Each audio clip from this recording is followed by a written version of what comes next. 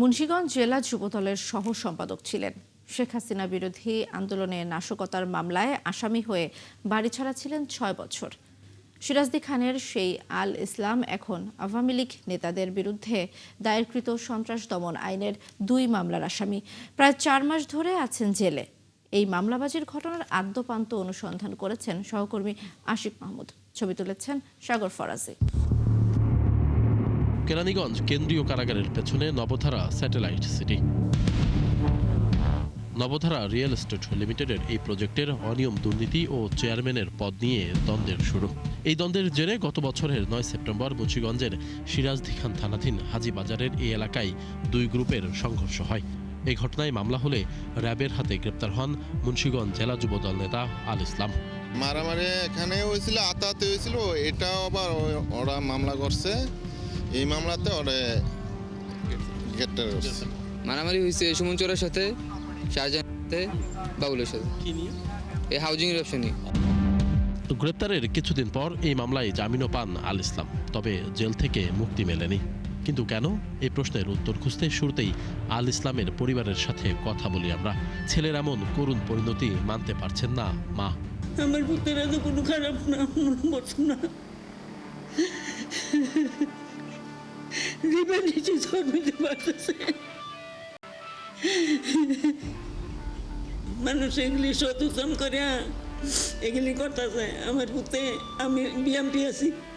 গ্লিটারের twin lemon ও antibacterial formula বাসনকে চকচকে জীবাণুমুক্ত করে আমাদের দেয় গ্লিটার গ্যারান্টি।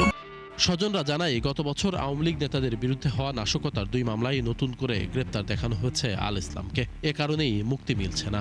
সবাই ষড়যন্ত্র করে আমার স্বামীর বিরুদ্ধে আওয়ামী লীগের কেস দিয়ে তাকে শুধু হয়রানি করতেছে। হায়দার হচ্ছে গিয়ে যুব দলের সদস্য। ওরা হচ্ছে একটা পাওয়ার, সবসময় গ্রামে আশেপাশে সব জায়গায় খাটায় পাওয়ার ক্ষমতা। তো ওইভাবে ওনারা কিছু করে উনি যাওয়ার আগে আল ইসলাম ভাইয়ার নামটা হচ্ছে আওয়ামী লীগের মামলায় ঢুকা দিয়ে যায়। ঢুকা যাওয়ার পর যেটা হয় যে উনি যে মামলায় অ্যারেস্ট হয় এটাতে উনি জামিন হওয়ার পরও আওয়ামী লীগের মামলাটা থেকে বের হতে পারছে না। আল ইসলাম কি আসলেই আওয়ামী লীগের রাজনীতি করত? প্রশ্ন ছিল স্থানীয়দের কাছে। যত বিএনপির মিছিল মিটিং যা আছে সবখানে উনি ছিল। আমার জানার সাথে আমি দেখিনি, আমি বিএনপি করতাম। ওনার জাত দৈরা যা আছে পুরোপুরি সবাই বিএনপি। বিভিন্ন মামলার নথি ঘেঁটে দেখা যায় বিএনপির রাজনীতিতে সম্পৃক্ত থাকায় ২০১৪ সালে আওয়ামী লীগ সরকার মামলা দিয়েছিল আল ইসলামের নামে। বাড়ি ছাড়া ছিলেন ৬ বছর। ২০১২ সালে মুন্সিগঞ্জ জেলা যুবদলের কমিটিতে আল ইসলাম সহ সাধারণ সম্পাদক পদে ছিলেন। তিনি জেলে যাওয়ার পর জেলা যুবদল প্রত্যয়নপত্র দিয়ে বলেছে আল ইসলাম যুবদলের রাজনীতি করত, কখনো অন্য কোনো দলের সাথে সম্পৃক্ত ছিলেন না। পরিবারের অভিযোগ, আল ইসলামকে পেন্ডিং মামলায় গ্রেপ্তার দেখানোর নেপথ্যে স্থানীয় এক বিএনপি নেতা ও সিরাজদি খান থানার তৎকালীন ওসি আবু বকর সিদ্দিক। শুধু তাই না, ওসির বিরুদ্ধে মোটা অঙ্কের টাকা নিয়েও ইসলামকে একাধিক মামলায় ফাঁসানোর অভিযোগ স্বজনদের। ওসি সিদ্দিকের মাধ্যমে শাহজাহান, তারপর হায়দার, বাবুল, এরা সবাই মিলিতভাবে এটা করানো হয়েছে। ওসি সিদ্দিক আমাদের কাছ থেকে ১,৬০,০০০ ডিমান্ড করে আমরা ১ লক্ষ টাকা দেই। আর উনি বলছিল, আমাদেরকে আশ্বাস দিয়েছিল যে আর কোনো এক্সট্রা কোনো মামলা দেওয়া হবে না, রাজনীতি মামলা। কিন্তু উনি যেহেতু বদলি হওয়ার আগের দিন এই যে আল ইসলাম ভাইয়ের নাম আওয়ামী লীগের রাজনীতি মামলায় ঢুকিয়ে দিয়ে তারপর জানার কি। পেন্ডিং মামলার নথি ঘেঁটে দেখা গেছে সিরাজদি খান থানার এসআই নাহিদ মাসুম আল ইসলামকে শ্রমিক লীগের কেন্দ্রীয় নেতা উল্লেখ করে গ্রেপ্তার দেখানোর আবেদন করেন। বিষয়টি নিয়ে কথা বলতে আমরা যাই সিরাজদি খান থানায়। সেখানে গিয়ে নাহিদ মাসুমের দেখা মেলেনি, তবে মুঠোফোনে কথা হয় তার সাথে। জানান, এ বিষয়ে তিনি কিছুই জানেন না, ওসি স্যার সব জানেন বলে ফোন কেটে দেন নাহিদ। না, আপনি তো ফরওয়ার্ডিং দিচ্ছেন, আপনি তদন্ত করে সন্দিগ্ধ পাইলেন। লোকটা তো যুব দল করে, বিএনপি করে, তো সে আওয়ামী লীগের মামলায় কিভাবে সন্দিগ্ধ হলো? এটা কি আপনার তদন্ত হলো নাকি অন্য কারোর নির্দেশে হলো, কি বলবেন? না, এখানে অন্যের ইচ্ছে কি জন্য আসবে ভাই? আপনি থানায় থাকলে অফিসারের সাথে কথা বলেন। থানায় খোঁজ নিয়ে জানা যায়, বদলির ঠিক ২ দিন আগে আল ইসলামকে পেন্ডিং মামলায় গ্রেপ্তার দেখানোর সিদ্ধান্ত নেন ওসি সিদ্দিক। আবেদনে তার স্বাক্ষরও রয়েছে। বিষয়টি নিয়ে ওসি সিদ্দিকের মুখোমুখি হতে চাই আমরা।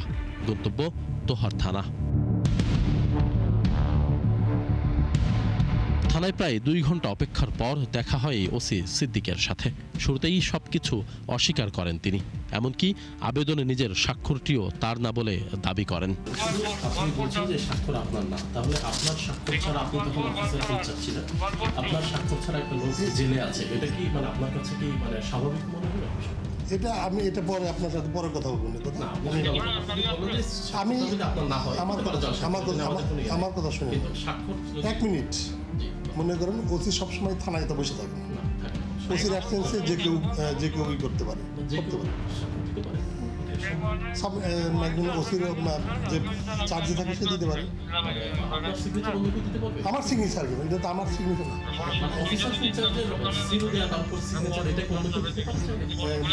হ্যাঁ, দায়িত্ব থাকলে দিতে পারে।